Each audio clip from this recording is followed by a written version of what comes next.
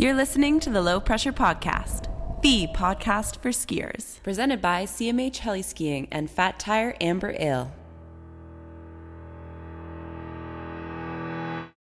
Guillaume, welcome to my house.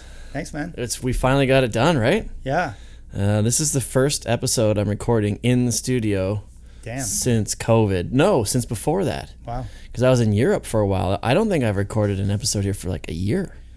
Feel privileged, man. Oh, you know what? Let's crack a beer for that, Sounds shall we? good. Oh, yeah. Cheers, bud. Cheers, bud. Glad you can make it. Thank you for having me, man. So, I don't really know a lot about your story. I know what I know. People listen to the intro, they'll hear that you are like one of the principal filmers for MSP for the last, 20 years now? Bit more. Yeah? Yeah. How long is it? Since like day one? No, not day one. But I think it's 97 I started with Matchstick. Holy smokes. Yeah. And is that like your primary gig or what? No, it was for a long time, but it's been a mix of all kinds of things, yeah. Yeah. I started in the snowboard industry, and then in 97, 98, I did Poor Boys production, shot 13. You shot 13? Yeah, with Johnny, yeah. Oh my goodness. I had one of those, like a 13 poster. Yeah. For years, and I don't know where it is or where it went, and I'm kicking myself.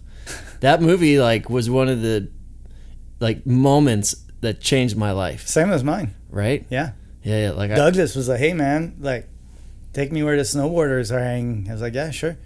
And get some new skis and get some buddies that in California, and so yeah, Douglas got me all roped in this scene, and then.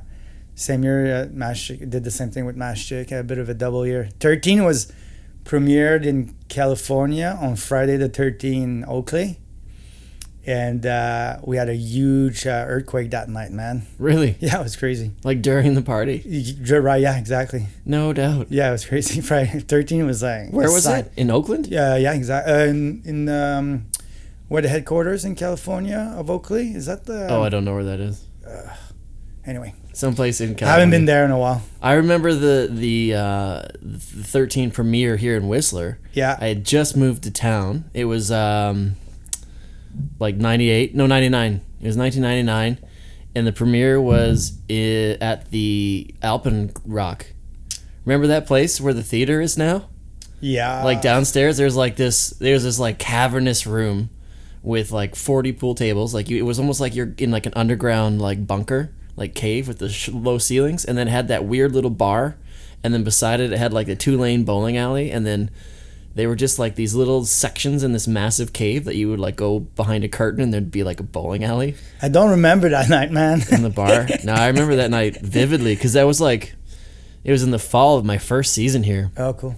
And I remember watching that movie going, oh my God, what is happening?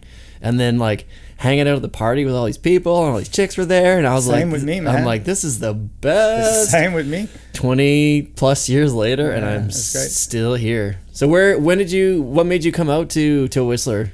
Obviously you're French.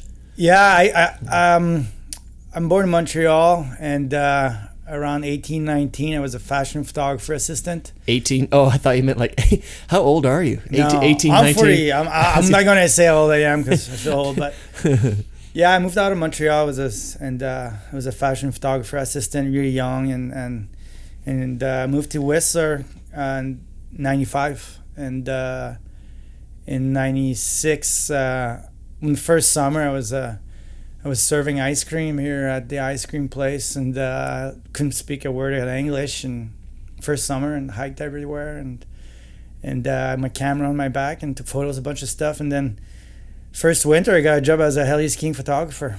Really? Yeah. Right away. Right off the bat. Did you were you 50 trips? Were you boarding, snowboarding? Skiing. Really? But I wanted to snowboard because I was into snowboarding back then. But back then you can be a tail guide and a photographer or part of the operation if you're a snowboarder.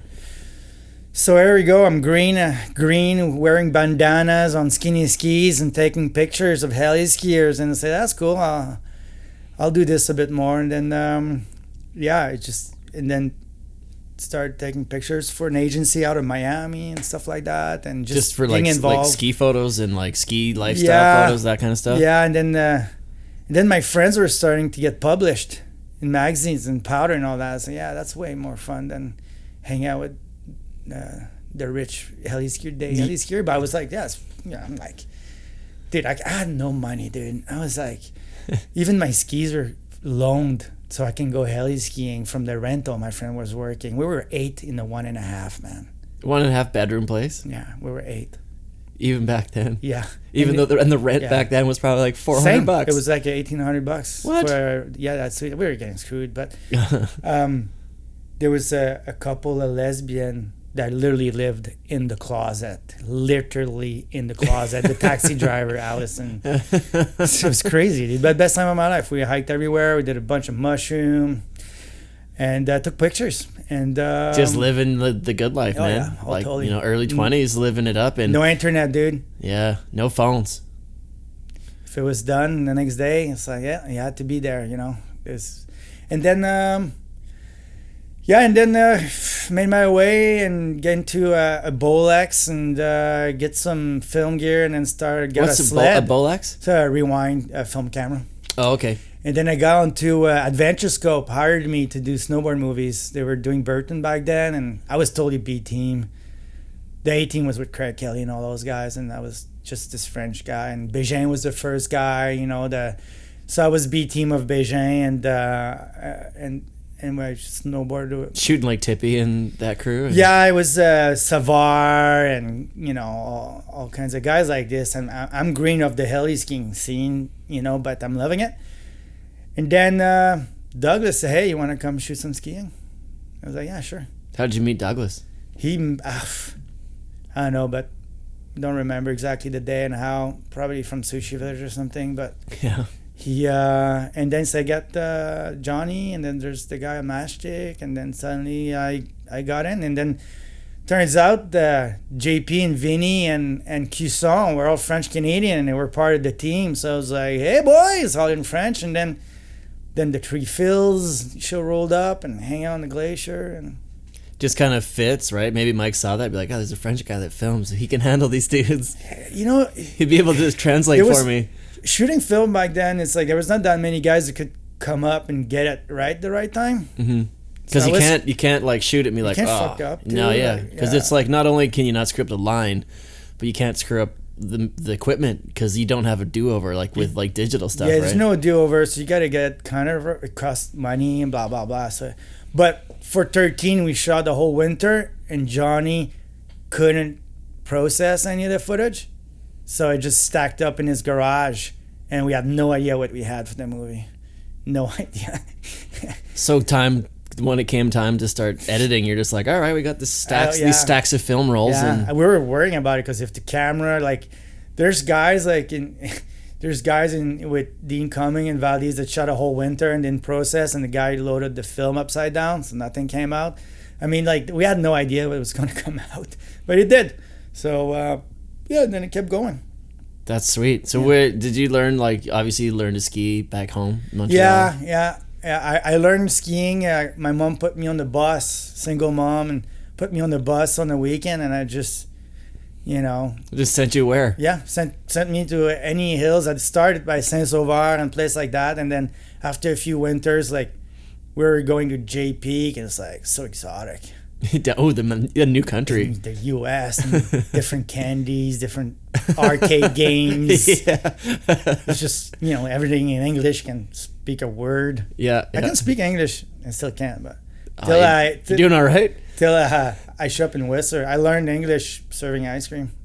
Really? Yeah. Did you do any courses or classes or anything, or you just we would write things down or ask people, hey, how do I say this? No. I really learned in Whistler that summer, and serving ice cream. I might have overserved a few cute girls, so they can come back, but that's it. It's funny because the manager got fired after 5 days. You're the manager now. I cannot speak a word in English, and I'm running this ice cream shop. So you just 5 days in, no English, now you're the manager of the ice cream store? Yep. So many partiers and whatnot were coming. Hey man, do you have some chocolates we can trade against mushrooms? And it was like, sure. And then it was just get free mushrooms and it was a little loose, like quite a bit looser back in those days, man. Like 20 years living here. I don't know, it's still loose now. It's still pretty loose, but it's not as loose. Do you know what I mean? I don't know. The time kind of adds to the nostalgic value. You know what I mean? Like when I think about when I first moved here and there wasn't a ton of people, but I'm like, oh, the lines weren't as big. I'm like, well, actually, they were still kind of big depending on the day. Like there weren't as many people in the summer, that's for sure. Dude, there was no girls.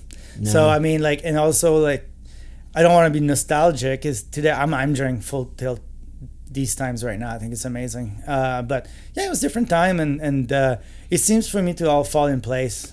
Mm-hmm. It was just happened, and you were not like liking stuff. You would just go to the bar, hang out with the guys, and say, "Hey, come next day." So then I'm like shooting bigger than, hucking, like, you know, and it was just different a little bit.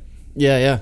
And then so Douglas calls you, and you're like, all right, let's start doing this. Yeah. And then, so how does that continue? Just the next year? Well, people are always needing quality filmers, right? Well, and had you done much filming before you moved out here? Because you said you would work with like fashion photography, so you're familiar with cameras a bit. I was I only took photos for a living, really, like instead of that ice cream job. Mm-hmm. So I was a pretty good fashion photographer assistant, making a really young, good living. Mm-hmm. I had like studio and casting was there, and I just had a year off because this photographer from New York who hired me took a year off because of his wife from Australia was pregnant. Said, you have a year off, so I'll go hang out in Whistler.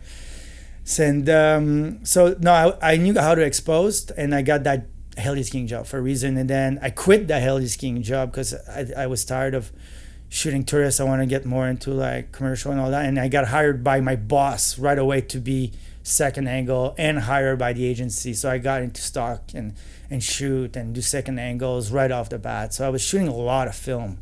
Like I exposed a lot of film. So I was super... While you were in Whistler, while I was in Whistler. So I exposed a lot of film, like a lot. So when it was time to go shoot the boys doing cool thing, it was not really hard for me, really. It just happened, and then it carried on, and Douglas catch of that. So when I first trip from Matchstick, shifting between JP and Kisson and those guys, Matchstick got me, hey, we're gonna go do a cabin trip up Long Goat, and it was with JP and Seth, and we long line a bunch of fuel drum from Whistler, and 2 helicopters went straight into Long Goat. Up Long Goat, like up Braylorn? Yeah, that shitty cabin. Yeah. And Vinny was there, and it was Seth, and then it just kept going. We did a bunch of trips, and then I'm still doing one right now. Right? Yeah. And so that was with like Poor Boys and stuff. Like, when did you start getting connected with MSP and that crew? Well, that year. Oh, no, that was a Matchstick. So the first year was Matchstick and Poor Boys at the same time, so I double dip, and then, but then I got too busy with Matchstick, and I just kept going with Matchstick. I was trying to do photography at the same time. Mm-hmm. So you were mentioning earlier you're trying to get back into that again now. Yeah, I am. I just want to be more of an artist. Just want to go hang out with some friends and just take pictures more. Is that kind of always been the drive? Like, obviously, like, I get to hang out with the best skiers in the world. We get to party with these guys. I get to see the best skiers in the world do what they do. We get to go on all these adventures, and I'm getting paid for it. Like, it's hard to not do that. Well, yeah, it was like, okay, so you can run that film camera.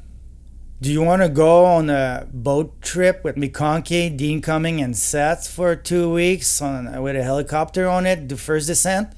You were on that trip? Yeah. You were on that trip? Yeah. Oh, man. So it's like, yeah, I'll go do that. I'll leave the photography for a little bit, so... It's just doors were opening on that. But I was trying to take as much photo at the same time as well. So I built a bar on my tripod, which I put 2 cameras on, which I welded and all that. And I was doing both for a while until... So one had the film camera rolling, and then you could also take photos from the exact same angle without having... Because back then, I guess you couldn't really pull a still frame out, could you? No. So exactly. So I doubled it for a while until I was told to maybe just... stop. Yeah. Just focus on making the movie, and it's like, all right, cool. But it was great because it allowed me to to meet all the best skiers in the world and travel the world right off the bat. So it was great. That's pretty amazing. I like those early MSP movies, like in the early 2000s. Those were like, they like changed the game, right? Like that changed my life, man. Yeah, it was fun. We've been to all kinds of places, hang out, meet all kinds of people. It was, and then I still love it. Like, now, are you still going as full on as you were back then? Like, I guess I am. Yeah, still as many trips, and I guess the trips kind of slowed down a little bit, or no? Well, there's no trip right now, but I just shoot that mega storm with the Blondes and Mark. Oh, this last week, I was seeing some stuff about that. Was it good? Yeah, you get some deep. You get some good footage. Yeah, dude, hang out with the Blondes, so much fun, and then Mark's there. It's just like, all right. Yeah, they're hilarious, eh? Oh my god, just kooky and just good times. My favorite. Yeah, right. I spent all last year with them, and it's like, that's right, because they lived up at Mark's place or your place last year, right? Exactly. So, yeah, I was like, I don't know. I had no expectation. I just came out from helping Kai and Logan, Kai Peterson and Logan. So I'm like super high objective, mega sled missions, sleeping in snow holes, in Revy and all that. And I'm like, hey, you want to go with the Blondes? Like, who? The Blondes? I barely knew them. And then I met Emily through Logan, and she just ended up moving with us. Yeah, just moved into the house. And then she became one of my best friends, like right off the bat. And then, they were pretty green. And I was like, whoa, but I was scared at the beginning, I'm not gonna lie. And it turned out to be one of my favorite winter of my life, seriously. Mm-hmm. Scared just because they were so green and new? Like I didn't know them, there's that. Yeah. They're way younger, I'm an older dude. Like, how's that dynamic gonna work, right? Why? At the beginning, it's like, there's definitely a bit of a clash of generations, like who's this older dude kind of thing. They're young, super independent, super rad girls. So I don't want to be like Uncle Bob there, and and they don't know your history. But I want to help them so much, and we need to like get the shit. Maybe they didn't really know your experience or your history either, right? No, I don't think they did. I think they find out a little bit, but I tried to coach them as much as I could. But there's with what, like angles and lines? Well, with the zones and my past experience, maybe things to how to start, how to build the segments, but at the same time, it's like they're the skier, and so I can't like tell them too much. It's gotta come from them. And if you're like becoming the old dude telling the young girl everything, it's just you're gonna look like a dickhead. They're gonna tell us to fuck off, right? Yeah.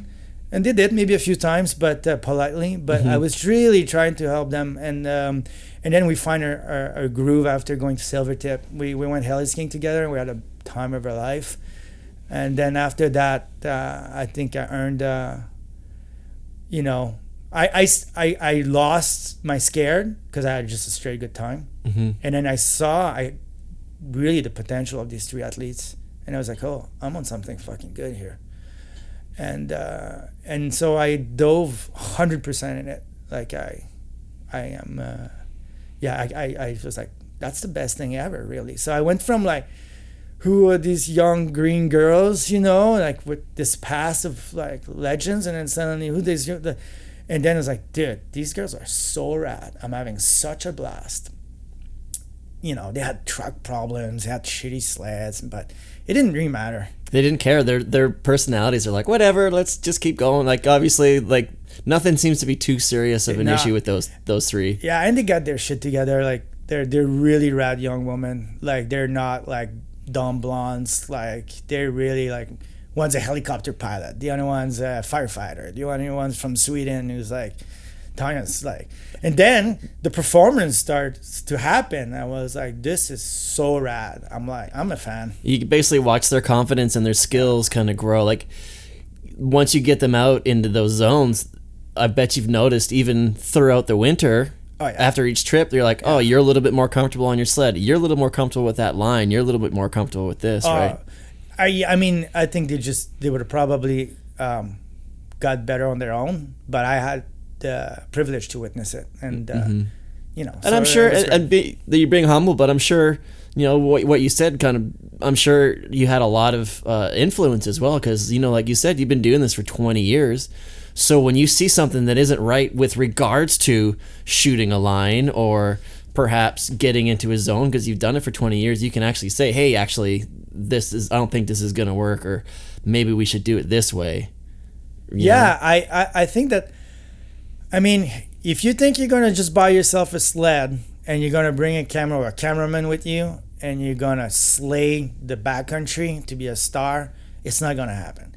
It's all the best crew takes years. It takes years to even recon the spots, find the line. It's just like, Logan and Kai, I mean, they live there their entire life, or even the blank guys are getting good, but they got so many years of charging every day. So they had high expectation. I just tried to be a bit more realistic at the beginning, and so we can have built on success, and also try to communicate to maybe not go full sand in right off the bat beginning of season, and work on some kind of shots to build a segment and finish with other ones. Mm-hmm.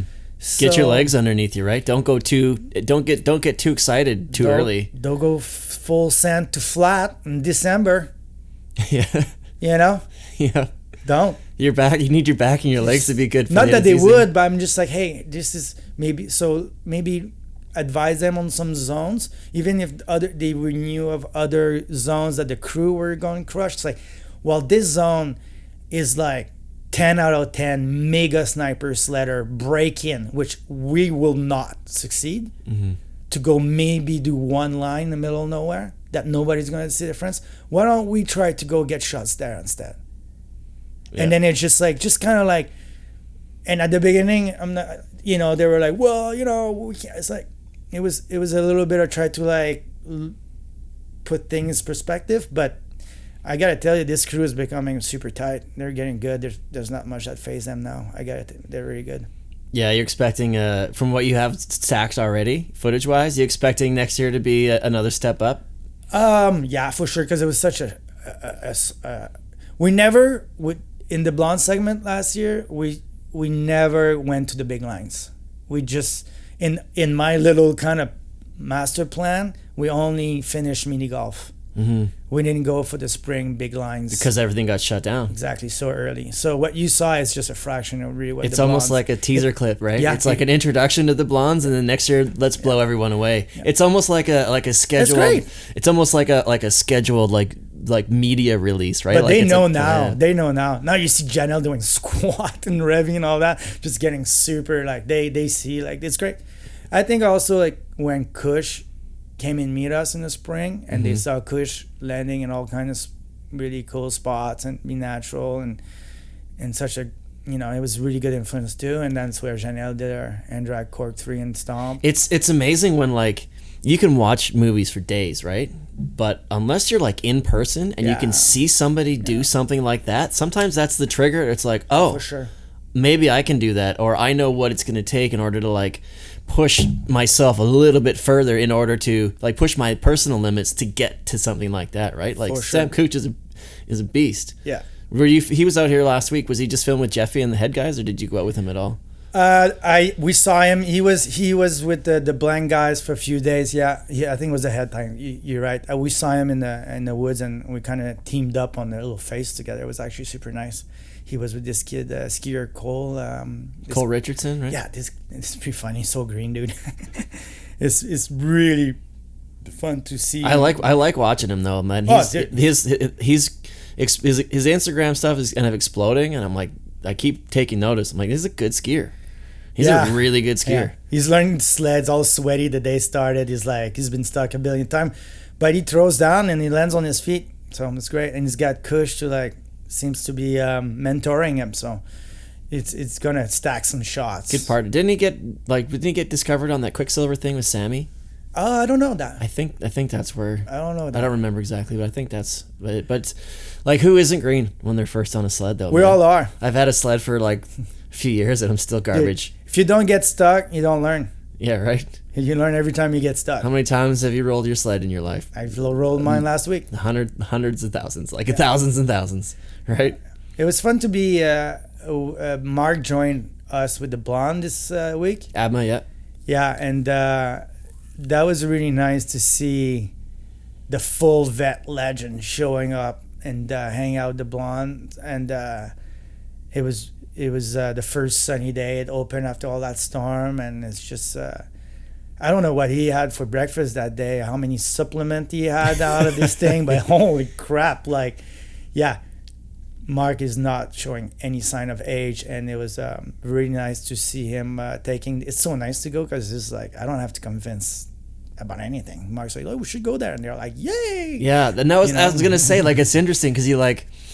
That's a cool dynamic. I was thinking about it when I saw that they're all together because you get Mark, who's like the legend, right? Big time. And they're probably all just going to sit down and watch and listen. Hey, basically, when he talks, people are going to listen and pay attention to him, right? Because they're learning. And then he is probably like, these girls are badass. They're young. Love it. They're young and they're coming up. It probably gives him that extra boost to. No, it was super good vibes. Yeah. Really, like, it's really awesome.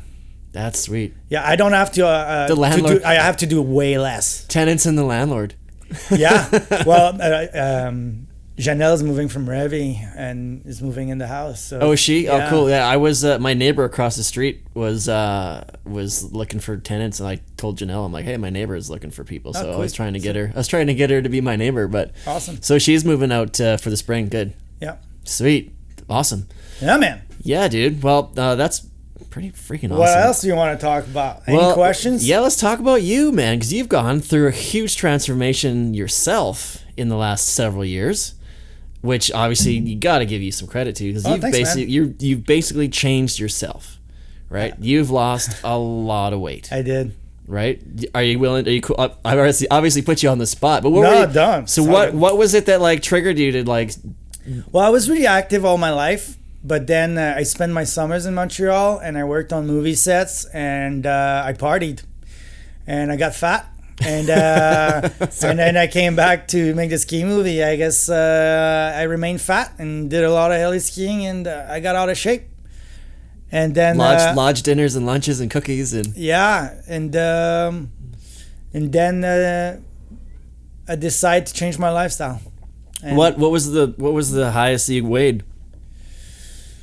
I don't know, lot more. I do know, but I mean, I lost 65 pounds in 6 months when I decided I need to do something. I just cut the booze, cut the sugar, hit the gym, and that's it. And it's all good. Yeah, you started working out like crazy. Like I could tell. Like I only really knew you when you were a little bigger.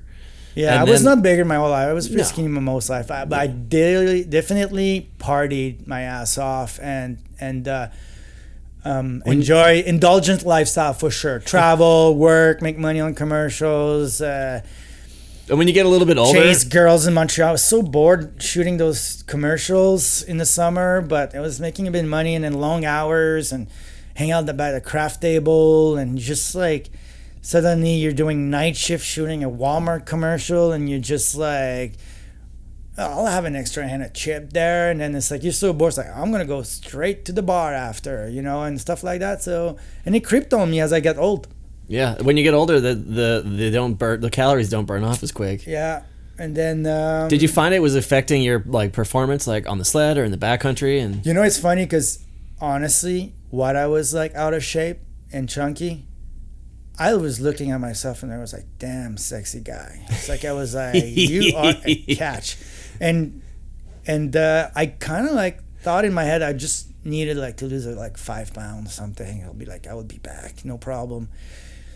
And at one point I got tired and I really decided to put effort into it. So I cut sugar, cut booze, and hit the gym. And then I lost 20 pounds and I couldn't see any difference in the mirror, man. And I was like, holy. So I kept going. And then I feel great. It's been 2 years now, so it's good. Yeah, you like basically melted, which is I did, which is and great. it's great though because it helped with my self-confidence. It helped on and it just helped with. I mean, being out of shape and being in the action sport industry is not good. It's not a good look. But also, it's like it was just for that. I just wanted to like feel better about myself, and so I decided to quit shooting commercial and spend my summer in Montreal and just hit the gym and go biking and just be a healthier lifestyle. And I did. So it's really good. And then I met a super awesome woman, and we're together, and it's just been just a blessing. That's awesome. That's really awesome. And like life's good for you then right now. Yeah, it's good. I mean, I gotta say, COVID's been harsh for everyone, but I was pretty privileged, and I took it easy and help with family. Family needed some help, and I just was looking forward this winter. I'm really stoked to be back. I mean, I'm really good to be back in the snow and doing my craft for sure. Mm-hmm. It feels good. Yeah. Yeah. And are you just do you ever have much like input with like Gaffney and the crew for the editing and all that stuff? Or Gaffney edits and directs the whole movie, mm-hmm. but if I'm shooting a segment out there, I mean, you're basically editing it from the point of view of like right there and then, right? Like, I'm gonna give him this footage. Do you ever like hold footage back? You're like, I'm not gonna send him this crap. I'm just gonna. No. I share everything. Yeah, we're brothers. Yeah. I didn't know. I just don't know. I'm like, is there something that's just you're like, this is garbage. He makes my work looks better. Yeah. So a good editor is a cameraman's best friend. It went from shooting just the progression of extreme skiing, just documenting the new like biggest cliff, bigger thing, and the progression was really progressing. Now it turns out to be more and more about storytelling. Mm-hmm. So yeah, there's directives from Gaffney about, you know, what is the theme of the movie, what subject would be interested to shoot. But sometimes there's just things that happens. Yeah. And you just gotta document it and go with the flow. Yeah. And the blondes, I mean, there's such a bunch of clowns and a bunch of troll. I mean, there's some great story coming out of these guys. I think there's so many more stories to tell. But so that was easy for me to shoot it, and Gaffney made a great job out of it. Mm-hmm. Yeah. What so when you're not filming, like, what do you do with yourself? Are you, like you said, you're trying to get back into like some photography stuff? Are you gonna? I used to work on commercials in the movie business. I did a few Universal movies, a few commercials. Like Universal Studios? Sorry. Producing. I always keep busy. I always shoot content. Always have. Mm-hmm. But this summer I took a break.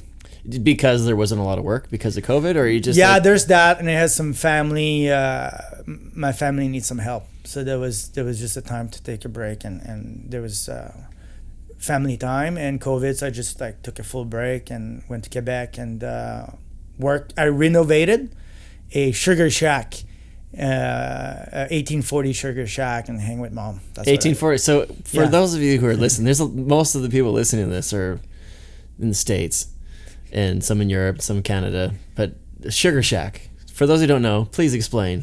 It's where you make maple syrup. Yep, straight up. You take the water from the maple, and you boil it, and then it just become maple syrup. Do you guys have like is that? Did you grow up on a sugar shack? Like no. My family has a sugar shack on the property which we never used. Mm-hmm. And there was illness in my families, and during COVID, we just confined on the farm. And I decided this year we're gonna make sugar out of the sugar shack, but that thing was pretty much abandoned. So I just, swing the hammer and clean a whole OJ sugar shack, and hopefully I'll get some maple syrup to give to my friends. So the shack itself, is it just like a shed, like a big shed? Or yeah, what? I'll show you some pictures, but it's basically a little cabin in the woods, mm-hmm. but it has a huge boiler. Yeah, and you just need to boil water. So what's the process? So walk us through this maple syrup process. Well, I'm no expert. But what I know is, because I was going to be my first batch this year, but I'm from Quebec. I know a little bit about sugar, maple syrup. Maple syrup, yeah. Is that the water from the maple tree mm-hmm. needs to be boiled. So you tap it, right? Like they actually you hit a nail, some kind of a nail with a hole in the tree, and when it unfreezes in the spring, there's water that comes out. All the sap, right? Sap. But it's like fairly liquid. Water. Yeah, it tastes like water. Yeah, into sugar. And if you distill it or boil it to reduce it for a ratio to 40:1, you got maple syrup. It's that simple, hey? That simple. There is, some master science a little bit, but really that's really what it is. The very simple version of it. It seems pretty simple. We'll see if I'm gonna have success or not. Usually spring is a really busy time for me, like really busy. So I have friends in the area that's gonna come and help me out when I'm not there, and I might just go there for a few days and make sure participate. Yeah. Fly out and tap. And get, I don't know, tap the trees. Well, I spent so much time renovating that thing and restoring it that it'd be a nice thing to do. So is it just like for specific like boiling purposes, or is there is there a place to like hang out in there? Or like... Oh yeah, there's a whole section of it that is full hangouts, like with couches and wood stove, and this thing can run for days. The boiler. You need to keep feeding it. Is it like a wood-fired boiler? Yeah, exactly. So you got to keep feeding this thing, and it has different section with you put the water, and you put a lot of water, and then you transfer from one compartment to the other one on that big boiler when it reduces and all that, and you need to can it, and it's a bit of a process. But do you have like a canning? Because I know I have a friend. Yeah, we got everything. You can can it right on the spot. We'll be canning G-Man's sugar maple syrup. I need to get. I want to get. With pleasure. Please, I'll bring some. Give me a can of that. It's just the whole point. I just want to make a bit of maple syrup to give to my friends. Yeah, I have a friend whose family had like ran a sugar farm, like a sugar shack, and she would go out, or her dad would drive out with like an RV, and would just load the entire RV with cans of maple syrup. And then when she would get out here, she'd just go on Facebook and say, all right, everybody, $12 a can. Who wants some maple syrup? Like a liter. I'd be like, boom. Yes. So good. Absolutely. So I make barbecue sauce with it. Nice. Like a maple syrup, like barbecue sauce for ribs. Like nice, sweet little maple barbecue ribs. Ooh. The actual water from the maple has a little sweet taste to it. The sap, when it's really like liquid, it's water. Mm-hmm. And has a tiny sweetness in it, and it's full of electrolytes. Mm-hmm. I could see this being the next natural organic Gatorade, really, down the road. There's coconut water, and then there's maple water. Maybe we're on something here, Mark. Yeah, there you go. No joke. I'm gonna cut this part out because I don't want anybody stealing this idea. I want in LPP, and Papa G. Yeah. Maple water. That's right. Electrolyte drink. He can like market it to all the. Though in Quebec, people are pretty serious about it. I'm totally green rookie, but it's nice to like connect to your roots. Learn about other things. Connect to your roots and you've seen it your whole life. Yeah. Right? But do I actually know how this is done? Usually in April, I'm in Alaska, not try to die in an avalanche and see guys like hawking their life off. So if I take a few days to go boil a bit of water and make some maple syrup this year, yeah, sure, sounds good. Right. That's you just made me think of something. So like when you're out filming, right? You probably need to get yourself in some pretty crazy spots when you're filming, right? You're like, when you get to a zone and you're going to film this big line, obviously the skier has to talk about how I'm going to approach the line, how I'm going to ski it. This is where I'm going to exit. We got to be careful for our slough because it looks like it's going to come through this way. Yeah. The light's going to come around this way, but you probably have just as much input about what you're going to do. Well, it's a teamwork. And where you're going to be. Like, I want to hear, because I always talk to skiers. I've talked to a handful of photographers and filmers, but I want to hear kind of your perspective. So, like, when you get to a big line, say you're with Mark or you're with Cooch or the Blondes, even maybe if the Blondes is probably a good experience because they're still developing, and you're still kind of you're gonna have to teach, right? So, you said you didn't get to those big lines. So, say you get to those big lines with the girls, and when you're like, okay, there's the line, you talk about the line, like, what then do you say, or what's your thought process about what you're doing and like where you're gonna be? Yeah, well, first, I mean, it's really a teamwork. Like, it sounds really cliche, but first most important thing is safety of everybody.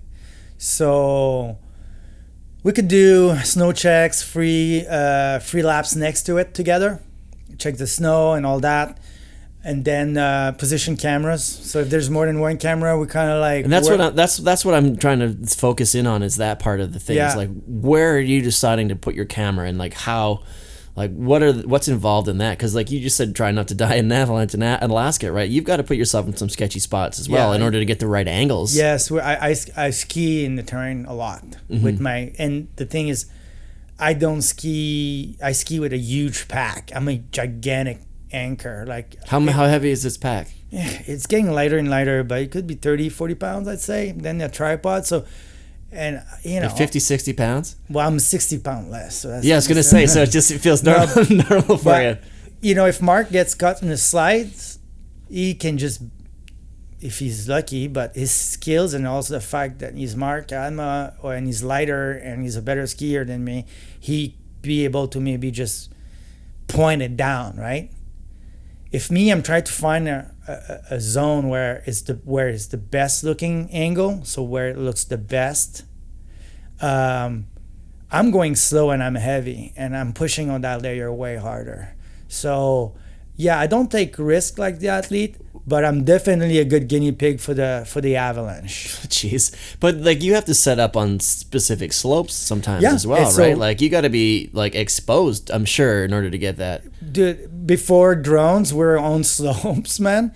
It was like the drone make us allowed to go in spot where I'm more safe, but still like the best angle is not always the safest angle, right? Absolutely. And then so if there's one camera is different than there is 2-3 cameras, so it's always a bit of there's compromise sometimes. As you get older, you kind of get to know what works great and what is safer. So I'm a little bit more cautious, I would say, than when I was green and I was just ready to go on slope anywhere at any time. Do you have any stories of like, like super sketchy? Like I that was close. I shouldn't have been there. Oh yeah, all the time. Let's hear one. It's like just here, like a few years, we were on here in Whistler, and we decided to go, and I was about to drop in, and it's like, we heard a wolf, and then suddenly the whole face went like 2 meters deep, you know.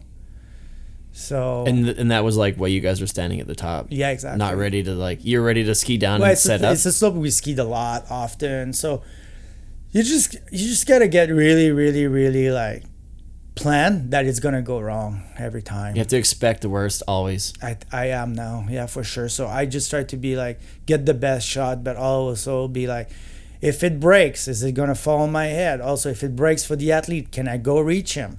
Let's always put the safety guy where you can ski to it or keep an athlete. So we're like, even if it takes an extra bump or an extra sled tour, you know, a sled lap, it's like, I think it's very important to like have the right people in right position at all time. So when you get to the bottom of a zone and you've got your objective up above you, right? Sun's not up yet, still early in the morning. Maybe you've scoped that zone before. Like, do you have a little like impromptu safety meeting or discussion? Like, this is what we're gonna do. So so everybody is 100% on board with everything. Yeah. I'm skiing from here to here. Yeah. I'm gonna stand here and film you from there. Oh yeah. If this happens, we're gonna go here and here.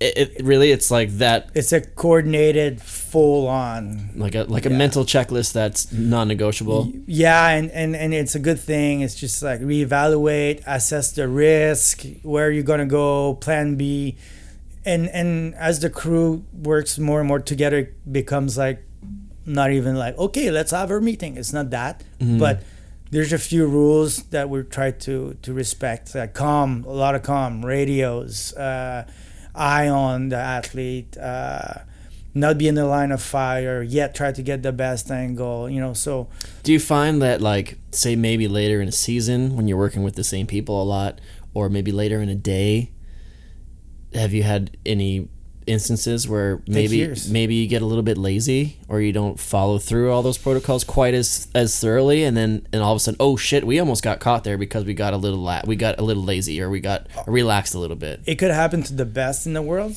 but teams that work a lot together, they become kind of like more used into the safety kind of protocol or patterns, so they don't do the mistakes. They will have a pre-clear plan. I mean, Mark will always go up and tell me exactly where you're gonna go, where you're gonna start, and it's just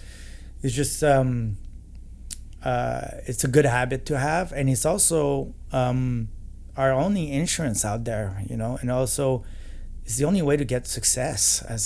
You want to get the shot, but we want everybody to go back home and have a beer and high five at the end of the day. So it's not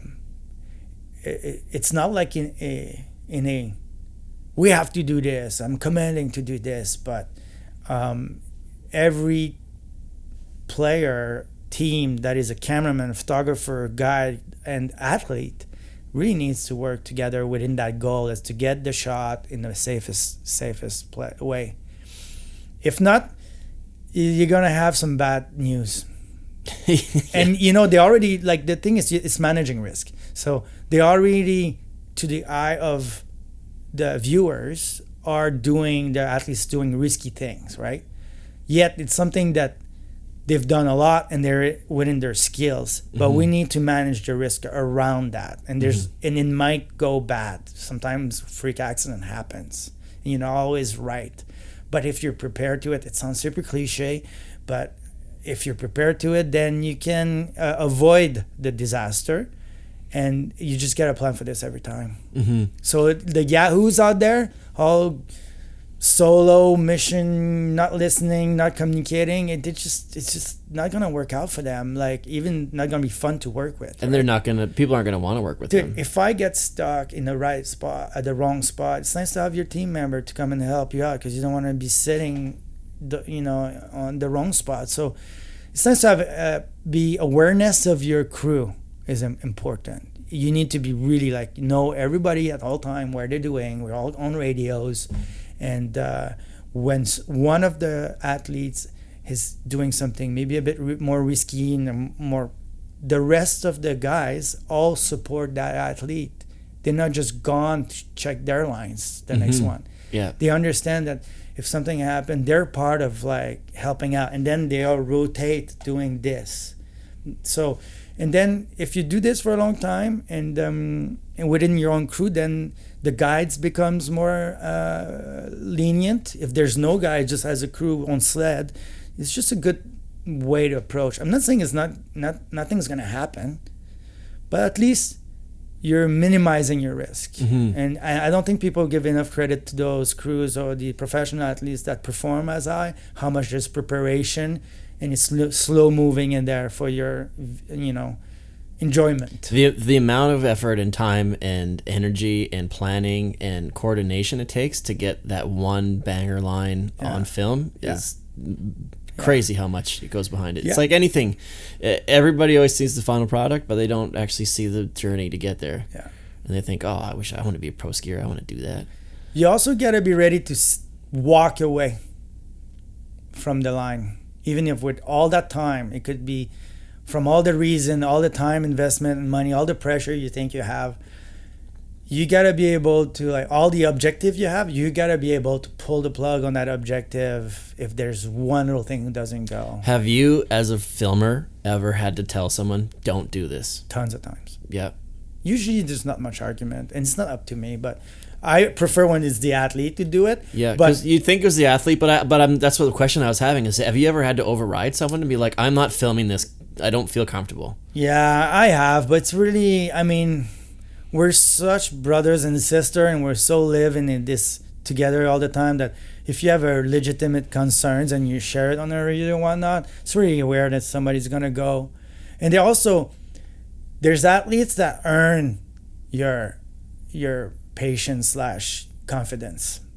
So Hugo Harrison, 3-time world champion, he didn't crash for 4 years, didn't lose a ski. 3-time world champion, 4 segment with us. And he went so big. And he was stomping. Massive. And he was just everything worked for him. And he was so on his game that you just it's very no, you don't go do that. It's, and so there's just people that are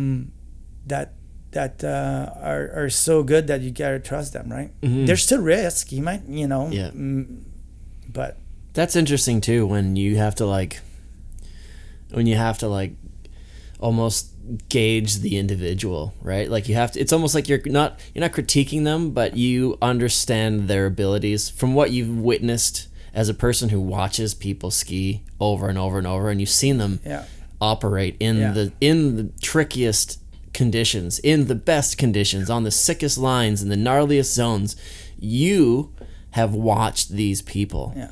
So you can, that's actually quite fascinating to me, where you can see someone and be like, say there's two riders at the top of a line, and you can be like, that person should do it because I have more confidence. And I'm not saying this is going to happen, but like, I know that you could look up at seeing these two people, they can both ski it, and you're like, that person should ski this line. This person should maybe go somewhere else. Of course. Yeah. For sure. That's really fascinating. And it's really hard to like communicate this without crushing egos or all that. Yeah. But like you said, you don't usually. It's about being honest. You don't get with a crew, and you don't stick with the same crew over and over if there's an ego issue, right? Unless you're able to tell them, hey, don't do this. Yeah, you gotta so you gotta like earn confidence of your teammates, and the confidence needs to be earned. That's all, and you can't speed up. So that's why you gotta be able to walk away if you don't feel it. I'd rather you walk away than having something that you might saw happening and it does happen, and then you're dealing with injuries or drama, and this is something that it is the number one priority for me. It's just we're not saving lives here. We're supposed to have a good time, and if it's not right, if you don't see it, I have no problem maybe sharing it, but yet you need to have to document some performance and great image, but yet it's only a ski movie, all right? So it's like, if it's not right, it's just not right, man, and just there's no problem. It's just, I'd rather have a high five with you at the end of the day. I'm like, who cares, right? And it's interesting too, because I don't feel like, I'm sure obviously like the guys at MSP, like Murray and Scott and those guys, they're like, we need to get some stuff, but I don't feel that they give you any pressure. Can't. There's no pressure for us. And the pressure is probably just probably what you build upon yourselves. Maybe you have a poor start to the season, you're not getting clips, and you keep getting skunked. Do you ever feel like? Oh yeah, I mean, but this is just by returning and energy and just being like hard worker by going back, and then you'll have the good days, you'll have the bad days. Bad days in terms you might get skunked one day, but it's about just like keep it going because you like it and go every day. But I don't want the fact there's a rolling camera that it brings more risk. It's never been about that. It's the actual opposite. I want you to ski 75% of your full potential when I'm rolling, because I want you to like feel comfortable, feel natural, and then it's going to look amazing for everybody else. So what you're telling me is all these amazing performances we've seen over all the years, that's their 75%. Well, I'm saying that if you want to have a long career and be healthy, and skiing 100% full tilt is not a sustainable way, and it's not appreciated from the crew. We prefer you to go a little bit less big and stomp and get content when in a safe way, because it's going to look amazing for the people. Then you try to prove anything because I put the button and you just feel it right away and just land on your head a few times. This is not how you get on the crew. It's not. I'd rather you go ski on the hill and you go madman solid, and then you come in, and when it's time to do your little 25-foot whatever, it's walk in the park for you. That's when it's cool to go shoot with some athletes. And that's the most important thing. I think I find out is just manage expectation and build. And then sometimes magic happens. But if you're going to try to force magic, it could be tragic. That sounds so cliche, but it is. It's that there's a reason it's a reason that they're cliches, man. Like, I mean, we're going to make it look good. Just be out there, have a good time. And we don't want to stress over that stuff, dude. We want to have a good time. It's really the most important thing. And it's really the base of it. Yeah. That's pretty sweet. Like, your job is to go out and have fun skiing with your buds. Yeah. That's pretty sweet, man. Yeah. Dude, you gotta log that camera gear out though, and but dude, it's small price. But I love it. It's really nice because I can go shoot surfing. And with surfing, the guy's on that wave, and I'm on either in my drone or on the shore. With I have zero control. I can't talk to Kyle any about they would be rad to do this or that. But with skiing though, it's like there's such a collaboration with the athlete that we can make things happen, and it's totally symbiotic. So it's like if there's not a good relation between the athlete and the cameraman, it's like it's not going to be good. And if it is good, it's going to be really good. Really and that good. is fun because you have a feeling of contributing, not just witnessing. Yeah. So like we met at IF3. Yeah. I think we'd maybe met briefly before, but I think originally first chatted at IF3 a couple years ago. And you were there for the MSP movie. Do you like? Is that important for you? Like when you're seeing these movies and they get nominated for awards, do you find that like that's probably not why you do it, but obviously it's got to feel nice. You know, I used to really like this because it's kind of like The cinematography awards, right? yeah, it is because it's like kind of rewarding. But at the end of the day, it's has no impact on my job.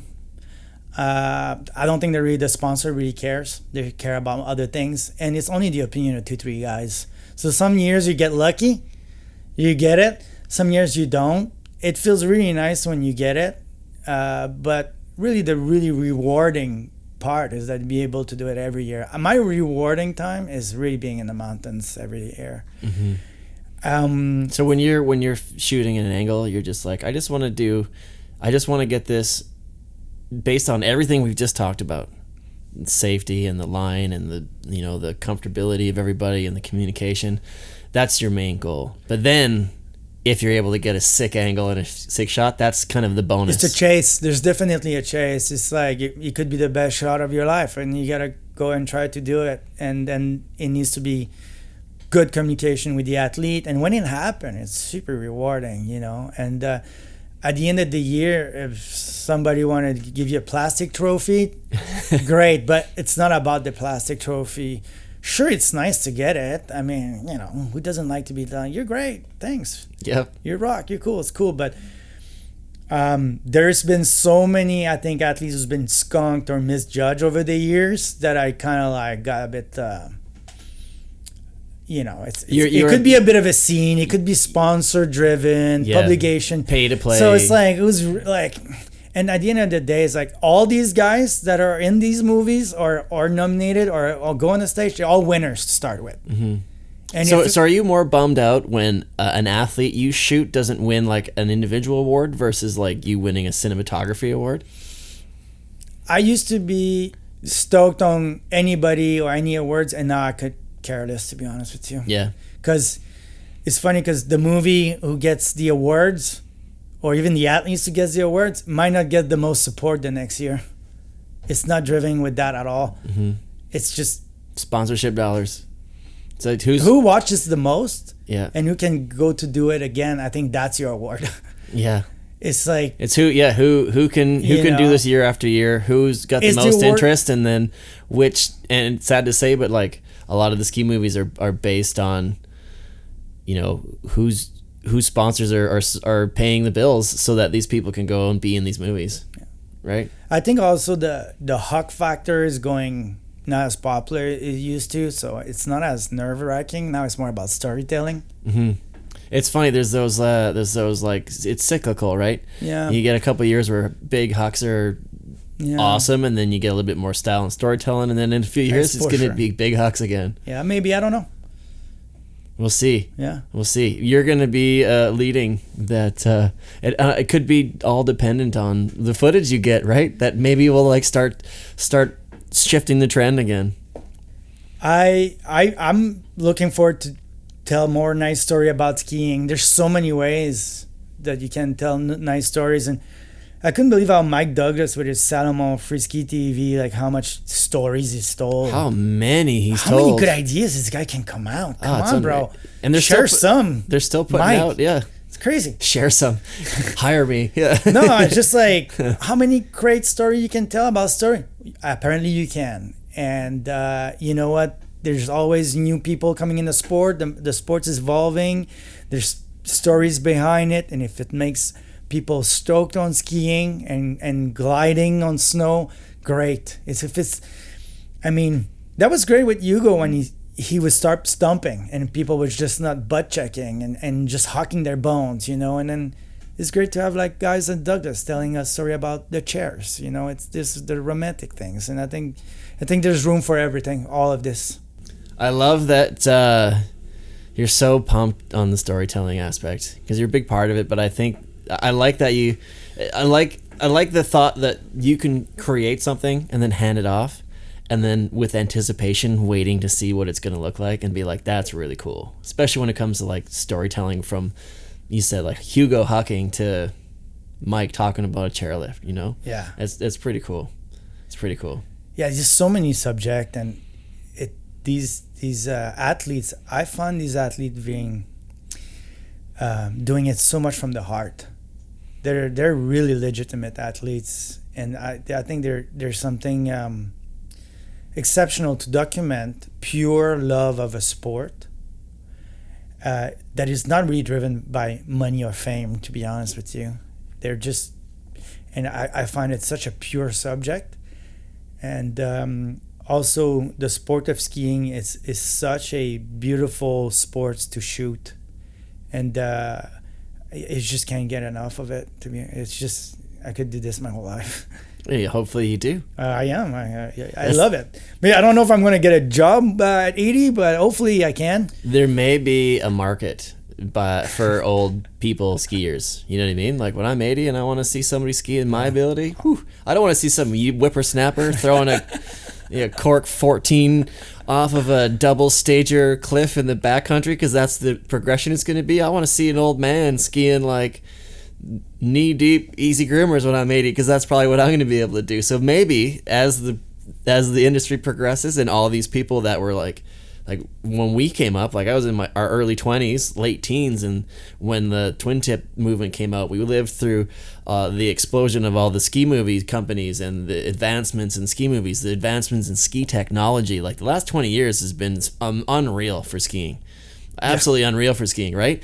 But all these people that were in that era then, we grew up with it. Well, we're going to need something when our knees stop working. We're going to want to watch something that we can relate to. So maybe, I don't know. I think so. Like, why would we stop watching? Right? Why wouldn't we? Makes you dream. Yeah, but why wouldn't we want to watch something that we can relate to? Right? So maybe some more mellow pow stuff. I don't know. I don't know. So maybe you could transition. Maybe we'll talk. That'll be. I'm not ready to shoot some mellow pow, bro. I'm good. Well, eventually. I'm not saying right now either, but like maybe down the road that'll be another one of our business endeavors. We can do like. Sounds good, I Mark. bet you on the by then it'll be so far in the future that on the can of the syrup they'll be able to like print like a screen. Yeah. So maybe you can have like some mellow pow skiing through the shick-shocks. Dude, if you're gliding on snow, you're winning. I don't care how old are you. That's awesome. I think that's a good way to end it. You got Instagram? I do. Where can people find you? Because you got a lot of your still photos and stuff on there as well. Yeah, I do. It's Guillaume_GT@hotmail.com. That's your email address. That is. If you want to send Guillaume an email, he just sent you. Wow, did I just say that? Yeah. What's your?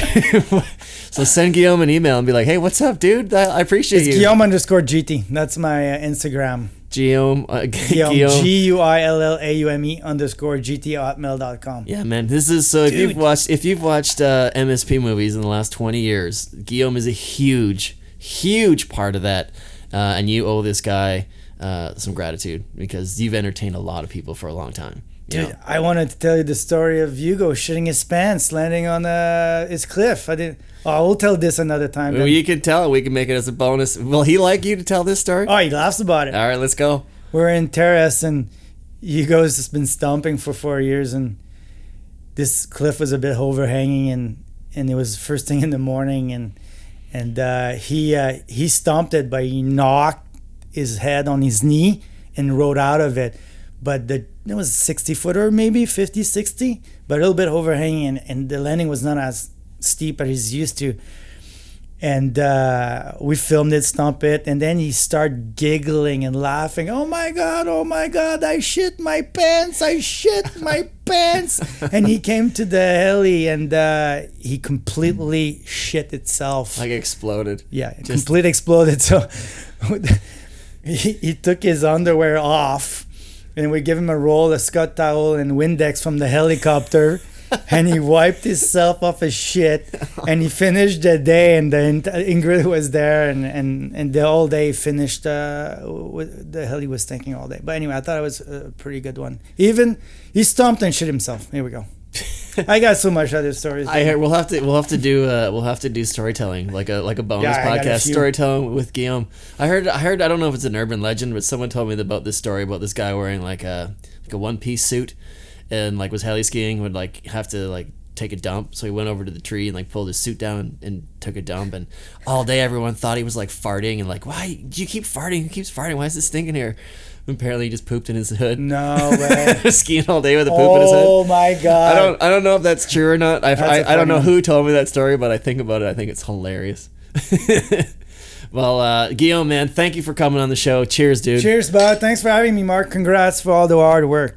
I appreciate that. Thanks for helping with the show in Whistler and all that, you know. The MSP, yeah, for this year. Yeah, that was great. In these hard times. Thanks a lot for helping. Great work, man. Thanks for doing this for the skiing. Like, it's awesome.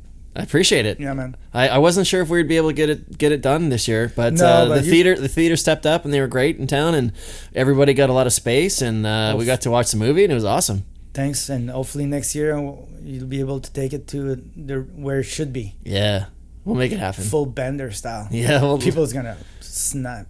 Like, people are going, yeah. Oh my god, next year, dude, if it's open. We'll see what happens. I want to come on tour. I want to come on tour with you guys. Buddy. I don't know if you do, but yeah. Thanks, bud. Hey, my pleasure, man. Thanks for coming. Take care. You've been listening to the Low Pressure Podcast, the podcast for skiers. This has been a Redmark Media production.